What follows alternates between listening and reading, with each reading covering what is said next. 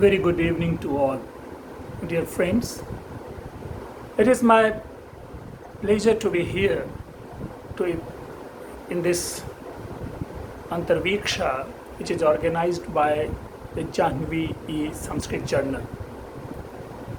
Before going to speak on anything, first of all, I would like to extend my heartfelt wishes to Dr. Bipin Kumar Jha, who is behind all this arrangement, who is behind this organization. So it is our responsibility to wish him because today he is celebrating his birthday. So now, coming to Antarviksha. Friends, what is this Antarviksha? In English, we have term interview for Antarviksha. In Hindi, we generally say Sakshatkar. But the problem is that whenever we hear this word Antarviksha or interview or Sakshatkar, it creates anxiety. It creates fear. छाती long jump high jump करने लगता है, छाती की धड़कनें तेज हो जाती है.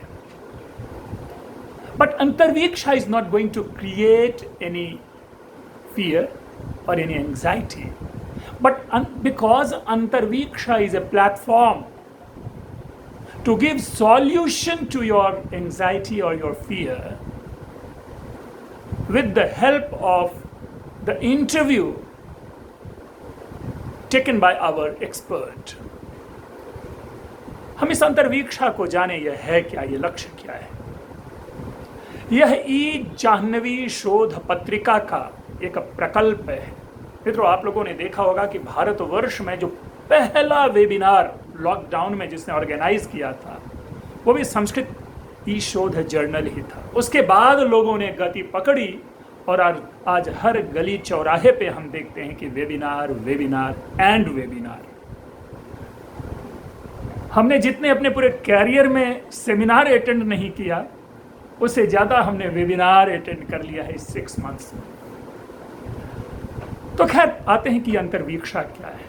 अंतर्वीक्षा एक प्लेटफॉर्म प्रदान करता है ऐसे सारे संस्कृत के विशेषज्ञों के लिए जो केवल संस्कृत में नहीं सोचते, जो केवल संस्कृत के लिए नहीं सोचते, जो केवल जरूरी नहीं कि संस्कृत पढ़े लिखे विद्वान ही हों, लेकिन ऐसे सारे लोगों के लिए है जिन्होंने संस्कृत के लिए, जिन्होंने संस्कृत में, जिन्होंने संस्कृत को आधार बना करके, जिन्होंने संस्कृत के बाह्य जगत से इस संस्कृत को पुष्ट करने का प्रयास किया, संस्कृत को फ्लरिश करने का प्रयास किया, संस्कृत की नर्चरिंग कर रहा है. और ये वो व्यक्तित्व होंगे जिनके जीवन का उद्देश्य ही होगा कार्यम व साधयेयम देहम व पातेयेयम न श्रमः न विश्रमः. मित्रों, हम आप सभी जानते हैं कि हमने अपने जीवन में आदर्श बना रखा है. हमारे लिए कई ऐसे लोग हैं जिनके उस अदम्य उत्साह, उस त्याग का परिणाम है जिनको हमने आज प्रेरणा बना लिया है. आए दिन हम लोगों के चमत्कार को सुनते रहते हैं कि उन्होंने इस क्षेत्र में ऐसा किया तो उस क्षेत्र में ऐसा किया. वे जन्मजात प्रतिभा के धनी हैं तो ये तेजस्वी हैं. और इसी क्रम में जो भी लेटेस्ट हम लोगों ने सुना है, वो सुना है नीलकंठ भानु प्रकाश को, जिन्होंने अपने बौद्धिक क्षमता से कंप्यूटर को भी मात दे दी. तो आज हमारे लिए वो आदर्श हैं, आज हमारे लिए प्रेरणा स्रोत बनते हैं.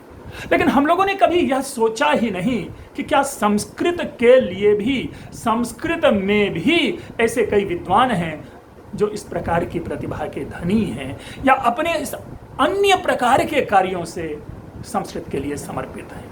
आज संस्कृत के विद्वान की परिभाषा मात्र यह है कि वे मंच पर खड़ा होकर के 2 कविता बोल दें, वे संस्कृत के विद्वान हो जाते हैं. वे संस्कृत के में योगदान देने वाले व्यक्तित्व माने जाते हैं और वे तरह तरह के पारितोषिकों से सम्मानित होते हैं.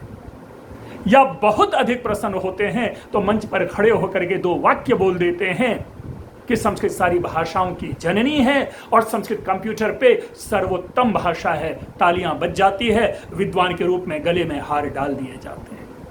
मित्रों, संस्कृत का आकलन इन दो वाक्यों से और मंच पर खड़े होकर के कविता करके अनुदित कविता पढ़ के सुनाने वाले कवियों से नहीं है, जिनमें भाव नहीं है, जिनमें भाषा नहीं है, जिनमें व्यंग्य नहीं है, जिनमें चमत्कार नहीं है, बल्कि संस्कृत ऐसे लोगों के लिए एक सरोवर का निर्माण करता है जो अपने परिश्रम रूपी जल से उस सरोवर को सदैव जलपूर्ण बनाए रखता है और उनका परिचय हमारे सामने नहीं होता। ऐसी प्रतिभा हमारे सामने छिपी होती है तो अंतर्वीक्षा उन्हीं प्रतिभाओं को, उन्हीं विद्वानों को, उन्हीं विशेषज्ञों को, उन्हीं विदग्धों को अवसर प्रदान करने का एक प्रकल्प है। और इसी क्रम में, इसी कड़ी में इस अंतर्वीक्षा ने अपने प्रथम पुष्प के रूप में, या यूं कहें कि यह इस अंतर्वीक्षा ने एक ऐसी श्रृंखला बनाने का संकल्प लिया है, एक ऐसा हार बनाने का संकल्प लिया है, एक ऐसा गार्लैंड बनाने का प्रकल्प सोचा है जिसका प्रथम मणि आज 15 सितंबर 2020 को गूंथा जा रहा है।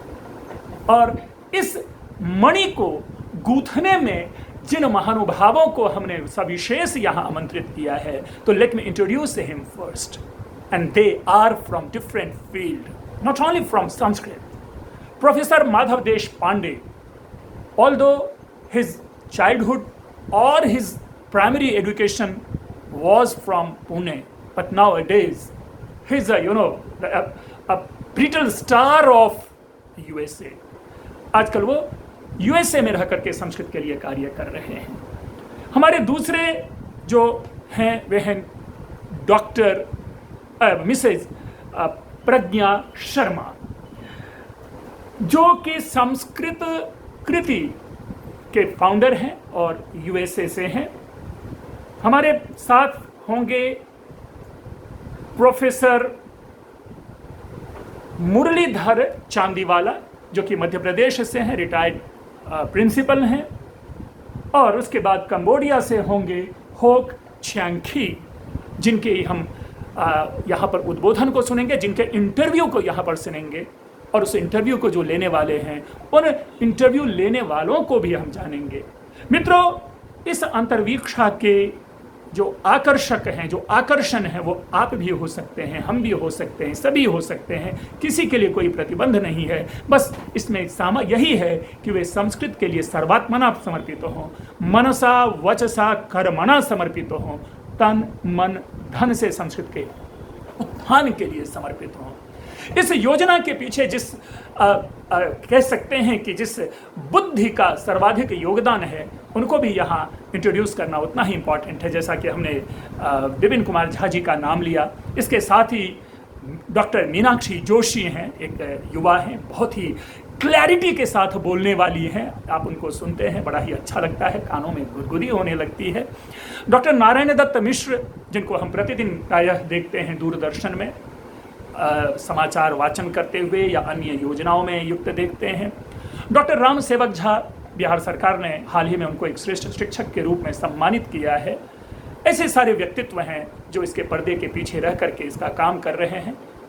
आप सारे लोगों का बहुत बहुत धन्यवाद कि आपने हमें यह अवसर दिया अपनी बात कुछ यहाँ प्रस्तुत करने का और अंतर्वीक्षा को, सविशेष अंतर्वीक्षा को इंट्रोड्यूस करने का। एक बार फिर से आप लोगों का बहुत बहुत धन्यवाद।